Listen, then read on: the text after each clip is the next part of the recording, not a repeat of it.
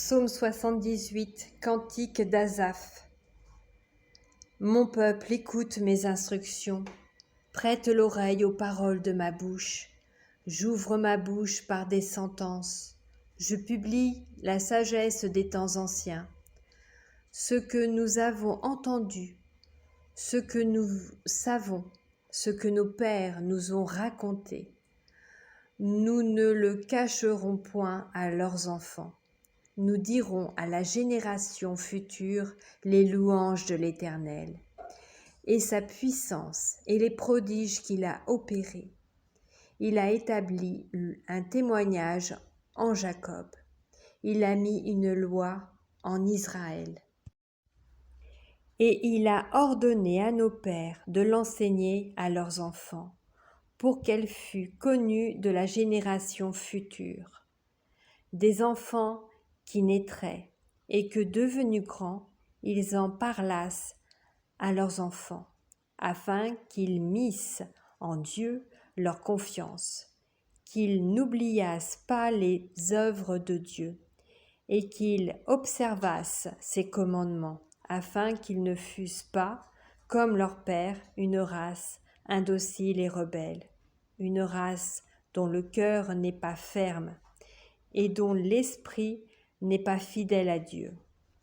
Les fils d'Ispraïm, armés et tirant de l'arc, tournèrent le dos le jour du combat, et ne gardèrent point l'alliance de Dieu. Et ils refusèrent de marcher selon sa loi. Ils mirent en oubli ses œuvres, ses merveilles, qu'il leur avait fait voir. Devant leur père, il avait fait des prodiges. Au pays d'Égypte, dans les campagnes de Tsoan, il fendit la mer et leur ouvrit un passage. Il fit dresser les eaux comme une muraille. Il les conduisit le jour par la nuée et toute la nuit par un feu éclatant. Il fendit des rochers dans le désert et il donna à boire comme des flots abondants. Du rocher il fit jaillir des sources et couler des eaux comme des fleuves, mais ils continuèrent à pécher contre lui, à se révolter contre le Très-Haut dans le désert. Ils tentèrent Dieu dans leur cœur, en demandant de la nourriture selon leurs désirs. Ils parlèrent contre Dieu. Ils dirent, Dieu pourrait-il dresser une table dans le désert? Voici, il a frappé le rocher, et des eaux ont coulé, et des torrents se sont répandus. Pourra-t-il aussi donner du pain, ou fournir de la viande à son peuple? L'Éternel entendit, et il fut irrité. Un feu s'alluma contre Jacob, et la colère s'éleva contre Israël. Parce qu'ils ne crurent pas en Dieu, parce qu'ils n'eurent pas confiance dans son secours. Il commanda aux nuages d'en haut, et il ouvrit les portes des cieux. Il fit pleuvoir sur eux la manne pour nourriture. Il leur donna le blé du ciel. Ils mangèrent tout le pain des crans. Il leur envoya de la nourriture à satiété. Il fit souffler dans les cieux le vent d'Orient, et il amena par sa puissance le vent du midi. Il fit pleuvoir sur eux la viande comme de la poussière, et comme le sable des mers, les oiseaux ailés. Il les fit tomber au milieu de leur camp, tout autour de leur demeure. Ils mangèrent et se rassasièrent abondamment. Dieu leur donna ce qu'ils avaient désiré. Ils n'avaient pas satisfait leurs désirs. Ils avaient encore leur nourriture dans la bouche. Lorsque la colère de Dieu s'éleva contre eux, il frappa de mort les plus vigoureux. Il abattit les jeunes hommes d'Israël. Malgré tout cela, ils continuèrent à pécher et ne crurent point à ses prodiges. Il consuma leurs jours par la vanité et leurs années par une fin soudaine. Quand il les frappait de mort, ils le cherchaient. Ils revenaient et se tournaient vers Dieu. Ils se souvenaient que Dieu était leur rocher, que le Dieu Très-Haut était leur libérateur.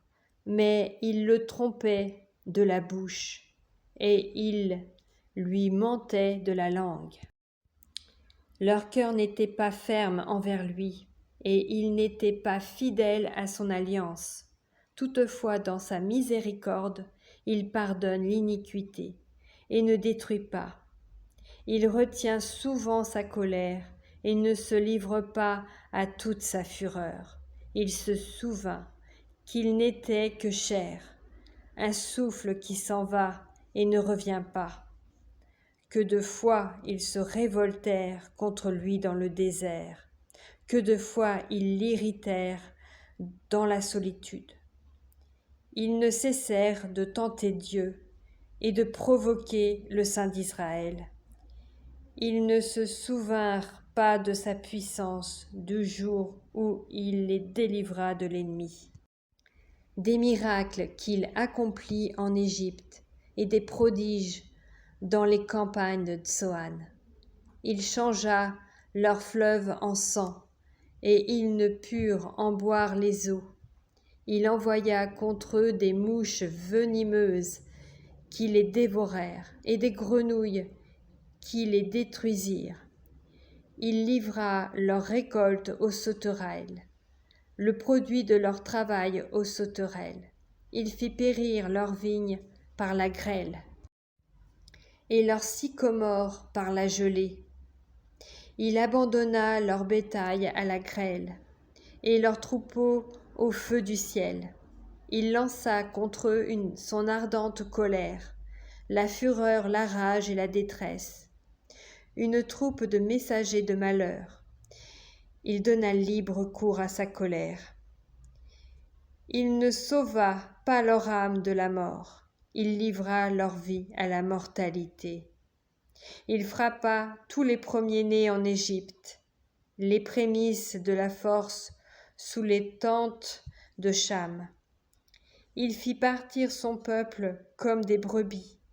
Il les conduisit comme un troupeau dans le désert.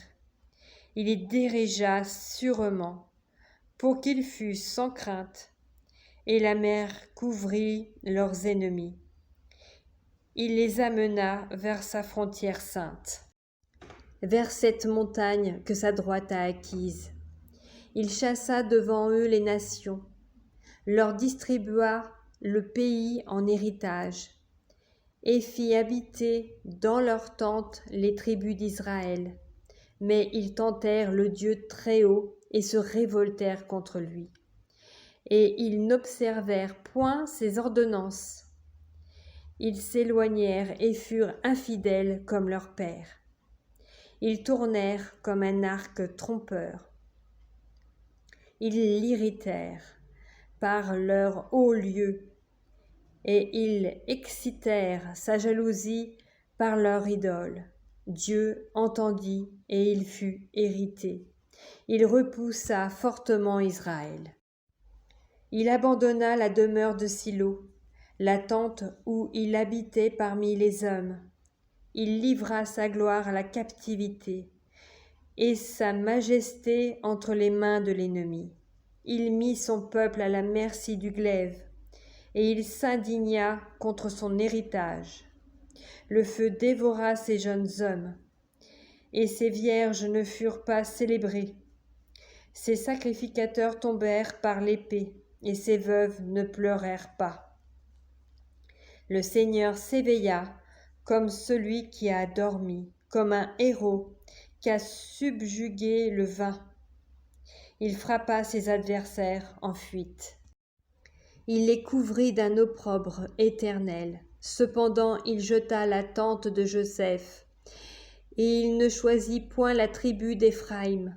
Il préféra la tribu de Juda, la montagne de Sion qu'il aimait, et il bâtit son sanctuaire comme les lieux élevés, comme la terre qu'il a fondée pour toujours. Il choisit David, son serviteur, et il le tira des bergeries. Il le prit derrière les brebis qu'il allaitait, pour lui faire paître Jacob son peuple, et Israël son héritage. Et David les dirigea avec un cœur intègre, et les conduisit avec des mains intelligentes.